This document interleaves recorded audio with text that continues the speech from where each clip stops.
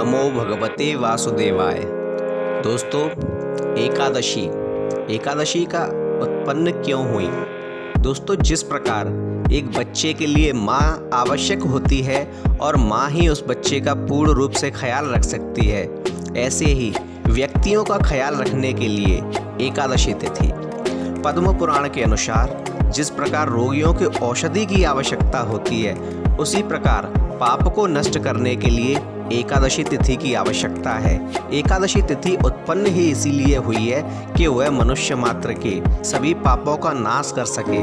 दोस्तों, जो व्यक्ति एकादशी तिथि का व्रत रहते हैं, उन पर भगवान नारायण की कृपा होती है, क्योंकि भगवान नारायण को एकादशी तिथि अत्यंत ही प्रसन्न करने वाली है, अत्यंत ही खुशी देने वाली है और बड़ी ही प्रिय है।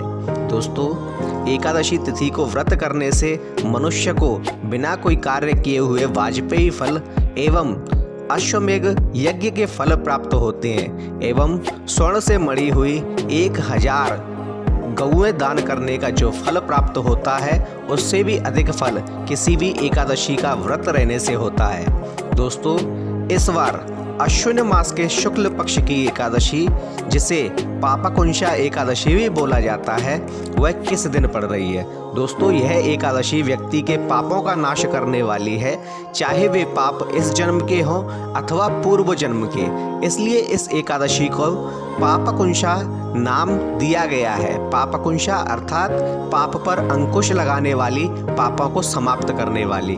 तो दोस्तों, इस बार 2023 में पापकुंशा एकादशी अथवा अश्विन के शुक्ल पक्ष की एकादशी का व्रत 25 अक्टूबर 2023 दिन बुधवार के रखा जाएगा। दोस्तों, वैसे तो एकादशी तिथि जो है वो 24 अक्टूबर 2023 को दोपहर 3:14 से प्रारंभ हो जाएगी, परंतु तिथियां की गणना सूर्योदय से ही होती है। दोस्तों, भारतीय कैलेंडर के अनुसार दिन का प्रारंभ सूर्योदय के साथ ही होता है, इसलिए जब व्रत रखा जाएगा तब सूर्योदय के अनुसार जो तिथि होनी चाहिए वह एकादशी तिथि हमें दिन बुधवार 25 अक्टूबर 2023 को मिल रही है। इसलिए 25 अक्टूबर को ही एकादशी का व्रत रखा जाएगा। दोस्तों, एकादशी के पारण का समय है 26 अक्टूबर 2023 सुबह 6:37 से लेकर 9:46 तक। तो आप इस समय को, इस पारण के समय को नोट कर लीजिए, जिससे आप इसी शुभ समय में व्रत का पारण कर सकें, जिससे आपको व्रत का अत्यंत ही फल मिल जाए। दोस्तों, पद्म पुराण के अनुसार ऐसा कहा जाता है कि जो व्यक्ति गलती से भी पापकुंशा एकादशी का व्रत रह लेता है, उस पर साक्षात नारायण की कृपा होती है और उसके पूर्व जन्म और इस जन्म में किए हुए समस्त पाप कट जाते हैं, समाप्त हो जाते हैं और उसे विष्णु लोक की प्राप्ति होती है।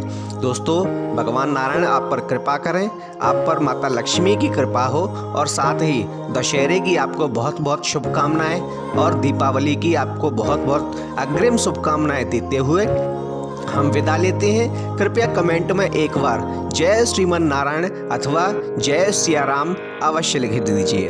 धन्यवाद।